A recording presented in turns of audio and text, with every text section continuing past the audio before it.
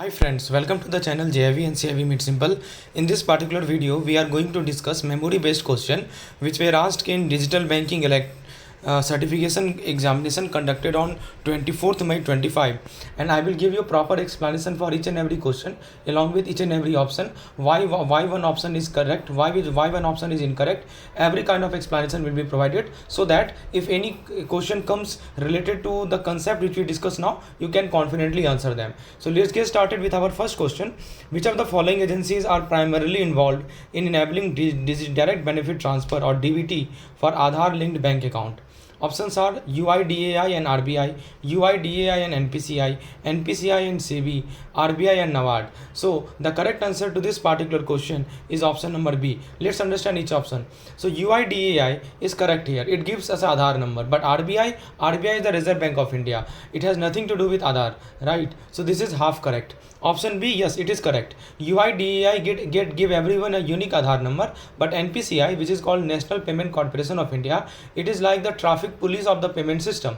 It connect Aadhaar with your bank account and ensure that money goes to the right person. For example, if the government want to send a gas subsidy of rupees 500 to your Aadhaar linked bank account, UIDAI confirm that yes, this Aadhaar belongs to you, and NPCI route the rupees 500 safely into your bank account. That is why this is the correct and complete answer. Option C say NPCI and SEBI. NPCI it right, just now we have saw that, but SEBI is the Security and Exchange Board of India. It handles the stock market, right? It does not handle the bank transfer of Aadhaar.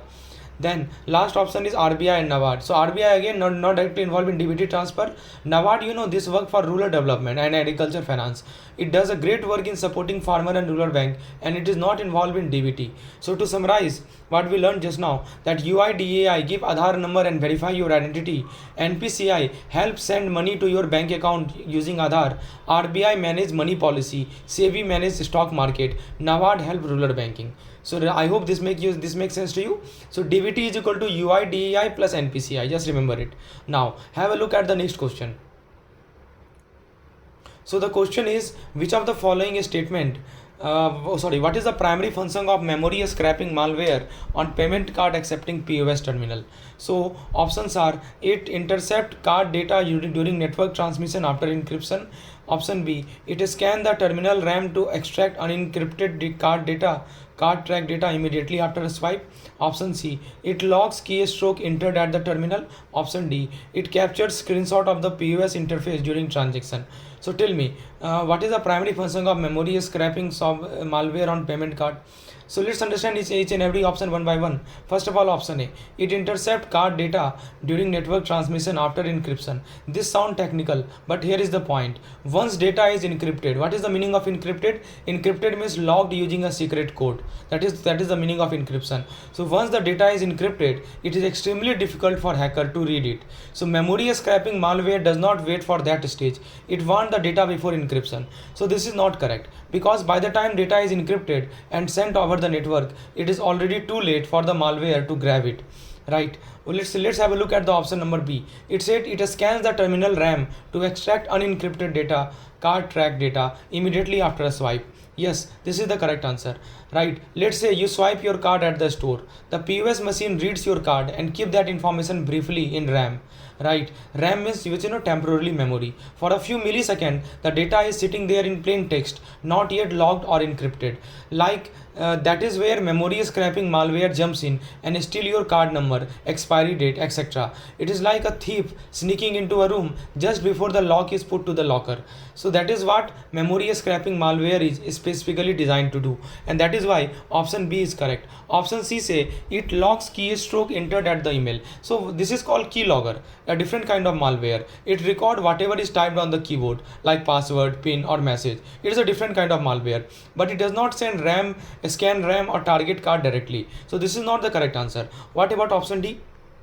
Option D say it captures it captures a screenshot of the POS interface during transaction. See, this type of spying is done by screen capture malware, again a different type. Taking a screenshot won't help capture the actual track data from the card magnetic stripe. So again not correct. So let's summarize what we learned, that memory scrap malware is equal to RAM scrapper.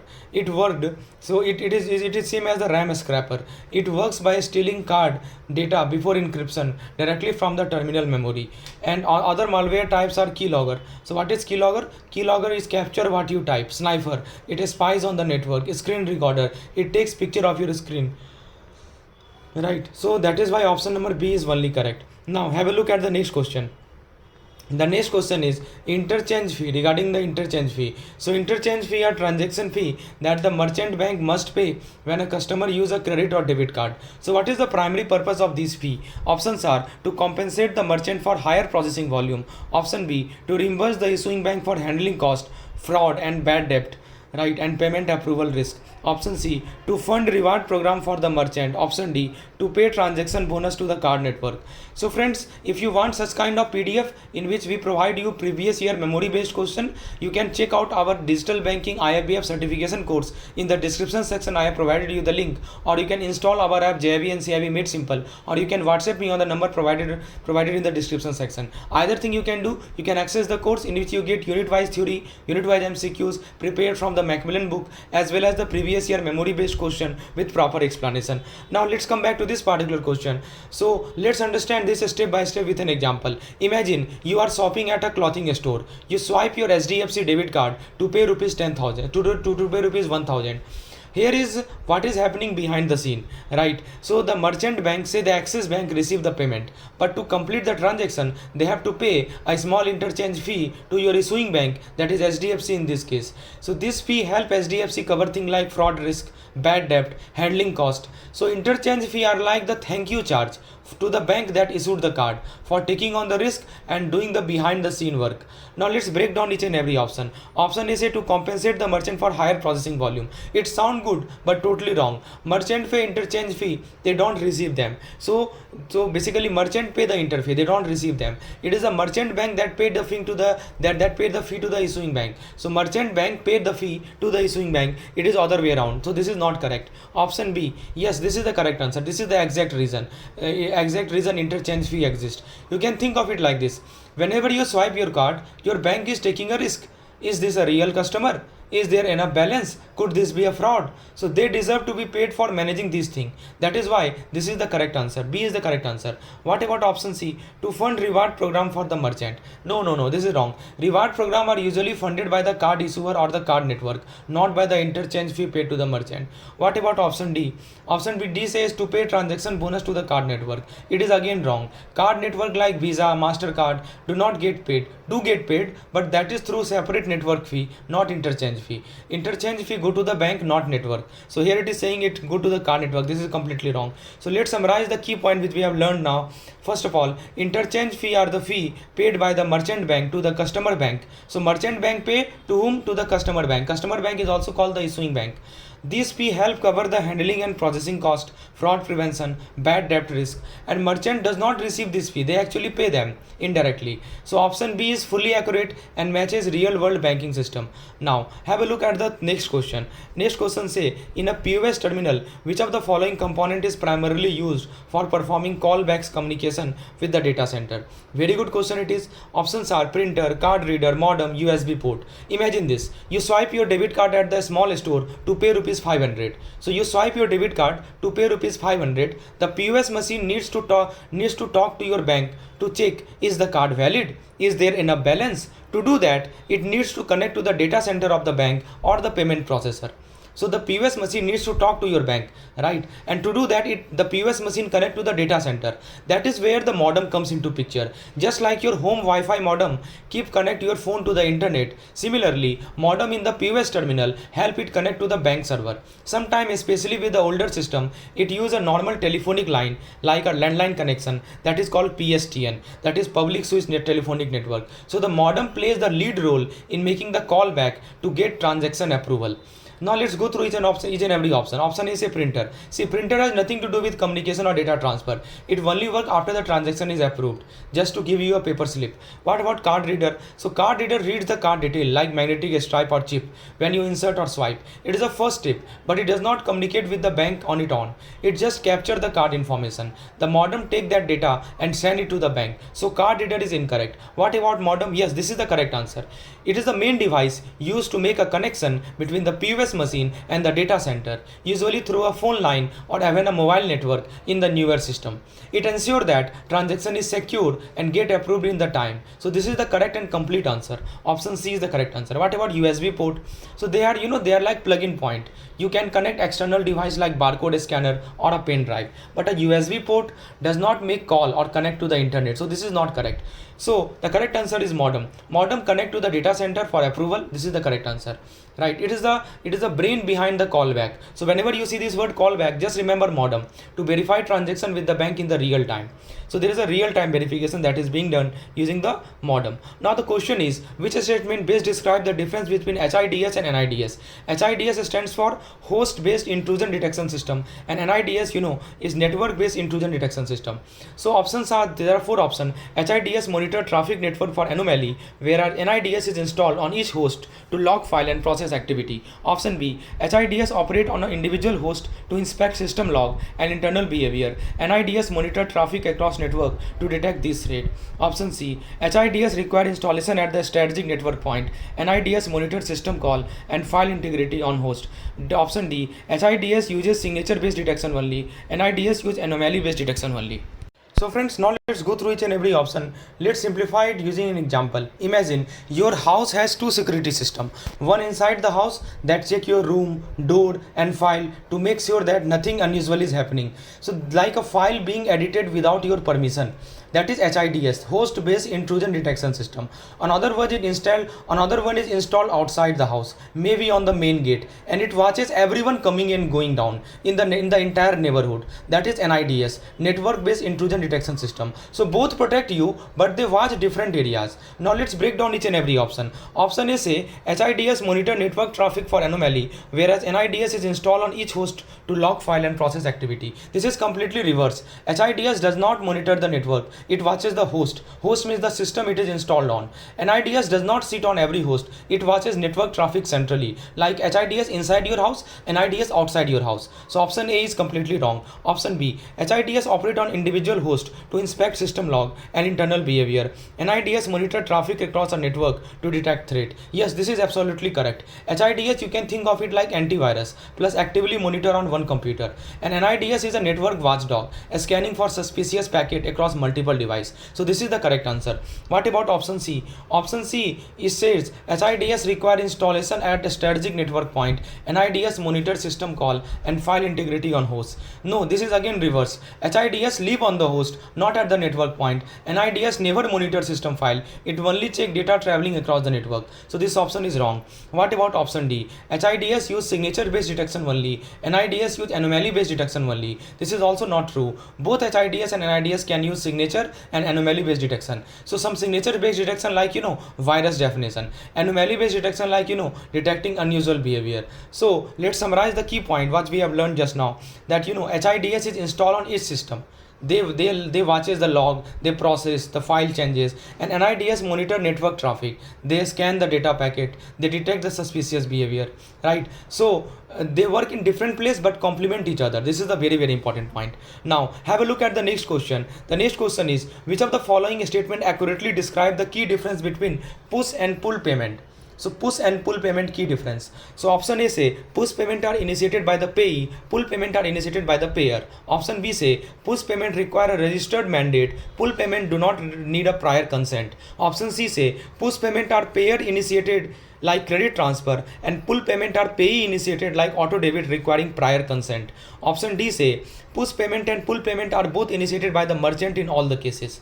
Now friends, what is the correct answer? Let's understand it with a simple example. Imagine you are paying your friend rupees 500 on Google Pay. So you open the app and send the money to your friend. That is push payment. You push money from your account. Now imagine you have subscribed to Netflix. Every month this app automatically debit rupees 499 from your account. That is a pull payment. So Netflix pull money from your bank after you gave permission once. So in short, push means you send, pull means they take with your permission. Now let's explain each and every option. So option number A says that push payment are initiated by the payee, pull payment are initiated by the payer. So what do you think? Is this the correct answer? Tell me. Push payment, right? So is this the correct answer? See, push payment are payer initiated transaction. The customer decide to send the money, not the pay initiated. This is wrong.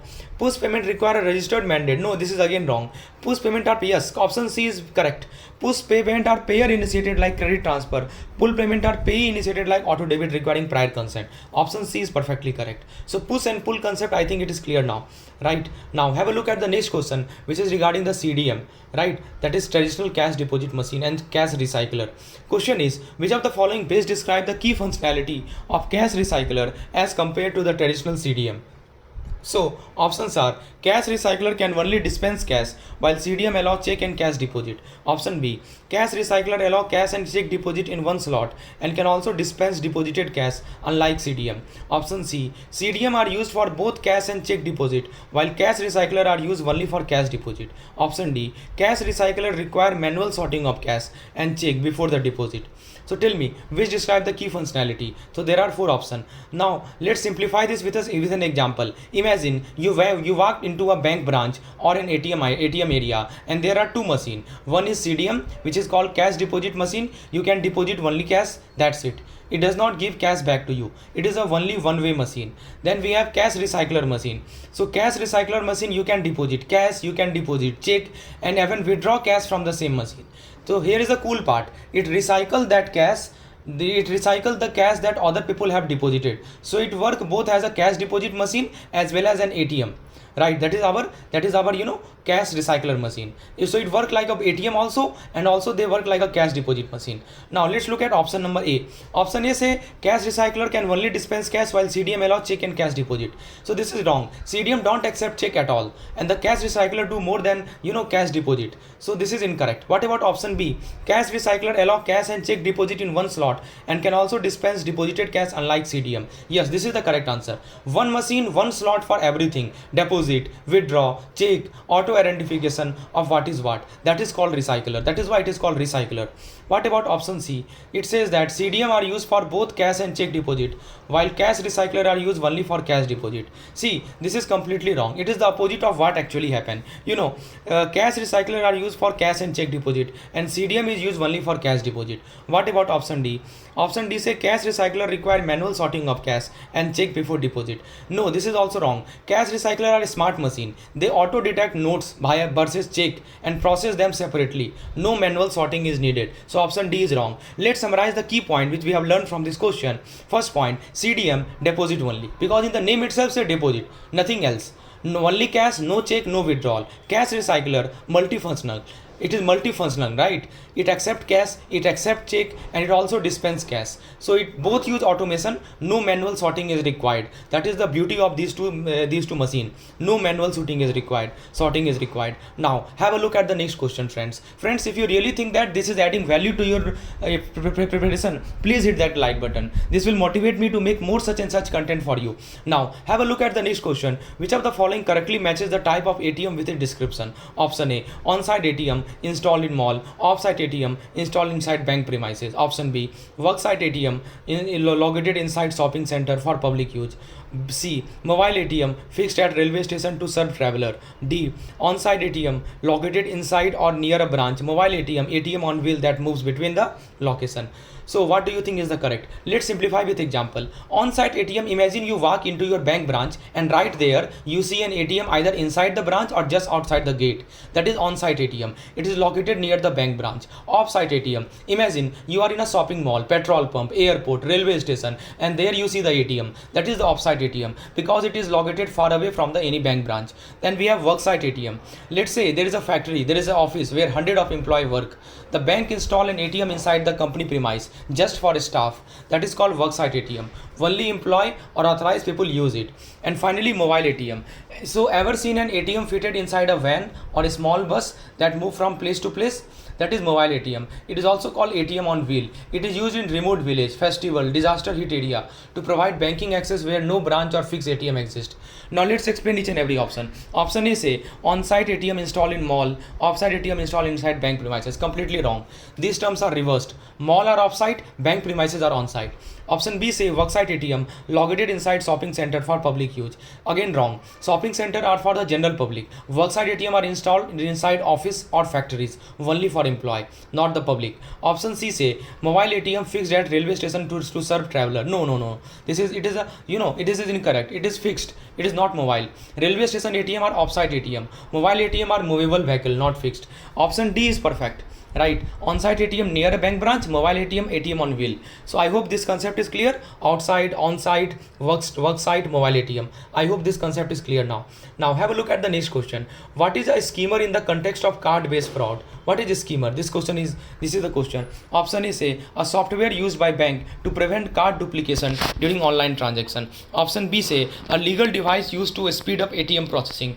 Option C say a thin illegal device placed in a card reader to copy card data and enable duplication. Option D say an encryption tool to protect PIN number during card transaction. Can you tell me what is a schemer in the context of card-based fraud? Let's simplify this with a real life scenario. Imagine you go to an ATM late at night. You insert your debit card, key in your PIN and get your cash. But unknowns to you, a criminal has slipped a teeny skimmer over the card slot. It read and store your card data as you swipe. A hidden camera or fake keypad overlay record your PIN. Later, the fraudster used that stolen data to make a duplicate card or shop online pretending to be you. That is called card skimming. Now let's break down each and every option. Option A say a software used by bank to prevent card duplication. No, this is wrong. A skimmer are not software and the bank does not use them. They are used by criminals. Option B say a legal device used to speed up ATM processing. Again, this is wrong. Schemers, they are illegal and slow down or disrupt normal processing. Option C is correct. Right, a thin illegal device placed in card reader to copy card data and enable duplication. Yes, that is the exact definition of the schemer. And option D say an encryption tool used to protect PIN number during card transaction. Again, that is wrong.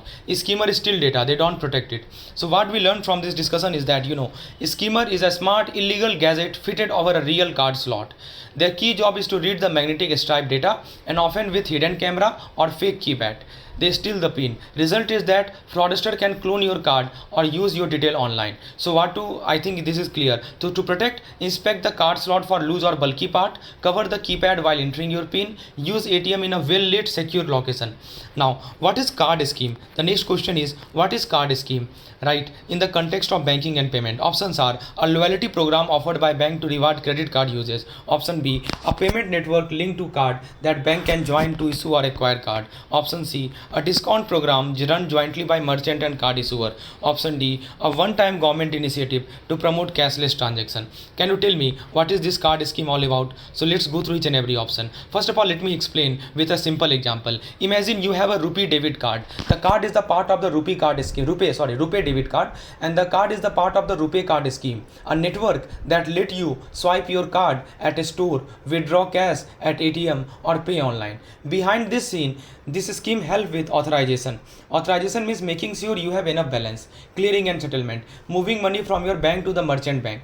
Another example of card scheme include Visa, MasterCard. Right, your bank join one or more of these scheme so that it can give you card and also process payment for the other. Let's look at all of the option. Option is a loyalty program. No, this is not. This is just a reward or cashback program, not a card scheme. Option B say a payment network linked to card that bank can join to issue or acquire card. Yes, that might. So the spot on. That is exactly what a card scheme is. Option C say a discount program. No, that might sound tempting, but it refers to the merchant offer, not the infrastructure behind your card. And option D say a one-time government initiative. No. A card scheme is a card payment network like Visa, MasterCard, Rupee. Bank join this network to issue card and to process transaction. It handle authorization, it handle clearing, it handle settlement. It is not a reward program or a government scheme. It is the backbone of your card transaction. I hope that makes sense to you. Now have a look at the next question. The question is, which of the following statement best describe the mobile wallet and their growth in India? So question is regarding the mobile wallet. Option A say mobile wallet are physical wallet with a mobile chip used for storing credit card. Option B say mobile wallet store prepaid money in a virtual account and have seen a steep growth due to mobile usage, UPI and demonetization. Option C say mobile wallet are only used for international payment through bank account. Option D say mobile wallet only work through SMS and are not linked with any app or online platform. So what do you think? Which describe the best mobile wallet? Option A. So basically if you look at the option A, this is incorrect because mobile wallet are not physical. There is no chip or card you carry. This is completely virtual inside your phone, just like Paytm, Phone Pay, Google Pay. What about option B? Yes, this is the correct one. You can think of it like this. You load rupees 500 into Paytm. Now that money sit inside your mobile wallet and you can use it to pay for grocery, mobile recharge or movie ticket. So these wallets have become very popular in India because of rising mobile phone and internet uses, demonetization in 2016, launch of UPI and digital app like Win, right? So this is the point. So option B is the correct one. Option C say mobile wallet are only used for international payment. No, this is wrong. They are mainly used for domestic transaction like paying your local kirana store or Uber ride. Option D say mobile wallet only work through SMS. This is not true. Yes, early wallet had SMS based service, but now almost all wallet run through mobile app. You can scan QR code, send money instantly or pay on website. So to summarize, mobile wallet is a virtual container to store prepaid money.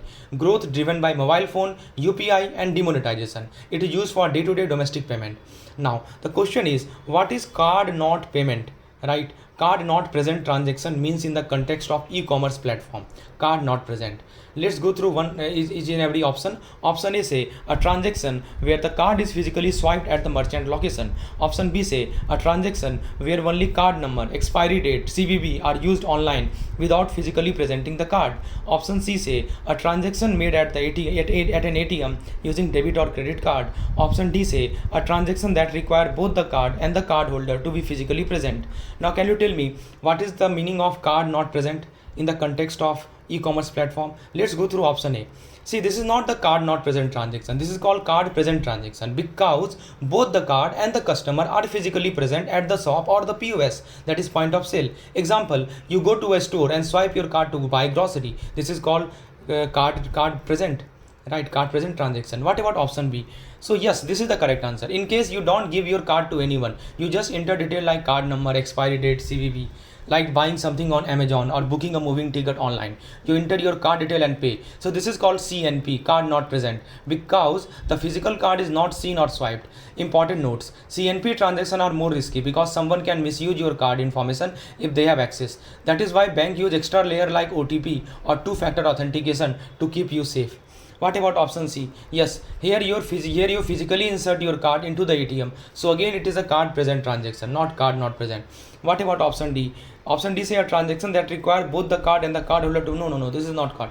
Remember, CNP means card not present, no physical card swiping. So used in online shopping, app payment and ticket booking. You need card number, you need expiry date, you need CVV and often followed by OTP.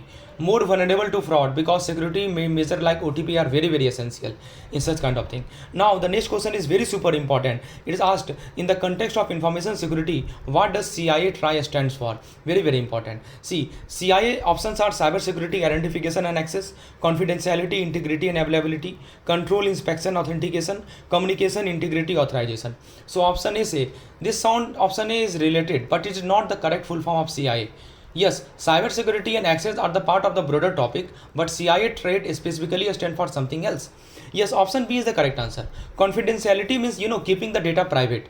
Only the right people should see it. For example, your bank account password is confidential. Only you should know it. So tools used like encryption, password, access control. What about integrity? Integrity means the data should not be changed or tampered with. For example, if you transferred 5,000 rupees online, integrity ensure that system record exactly 5,000, not 500, not 50,000. Even if the data is changed, it must be authorized, it must be tracked. What about the availability? Yes, it means the system or data should be available when needed. For example, you want to access your email, but the server is down. That is a failure in availability. So the solution is the backup system, regular maintenance and the good uptime. So that is confidentiality, integrity and availability. I hope it is clear now. Now, have a look at the next one. Which of the following best describe the digital behavior and marketing relevance of the millennial? Millennial means 25 to 34 age group. Option A say millennial avoid a smartphone for financial transaction and prefer offline feedback. Option B say companies are focused less on millennial as they are considered non-tech savvy. Option C say millennial primarily interact via smartphone and digital marketing help company engage with them directly. Option C say digital marketing has no role in understanding customer need or receiving suggestion. Let's say option A. Option A is not true. Millennial actually love using a smartphone for banking, shopping, giving feedback online. So option B is also incorrect. Millennials are actually very tech savvy and very important for business, so companies spend a lot of time and money to reach them through digital mean. Option C, yes, it is correct. This is the correct answer. Millennial use a smartphone a lot for chatting, buying things, banking, watching videos and more. Because of this, companies using digital marketing tools like social media ad, targeted message, analytics to connect directly with the millennial. This help company understand what millennial want, get their feedback and build a strong customer relationship. What about option D? Digital marketing has no role in understanding customer need. This is again wrong. Digital market is very interactive. Company can get real-time feedback, track trend, improve services. Yes. So to summarize, millennial are the digital first and smartphone centric. They prefer online and mobile platform for transaction and feedback. Companies focus on digital marketing to reach, to engage, and to understand the millennial better. Now, have a look at the next one. So the next question is, what is the role of the board for regulation and supervision of payment and settlement system, that is called BPSS, as constituted under PSS Act? BPSS is a private board. It is a committee. Yes, it is a committee. Option B is the correct answer.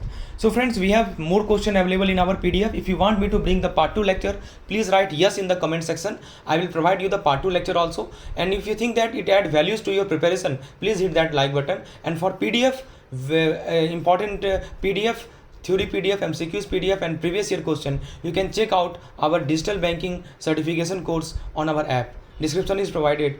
Link is provided in the description section. Thank you.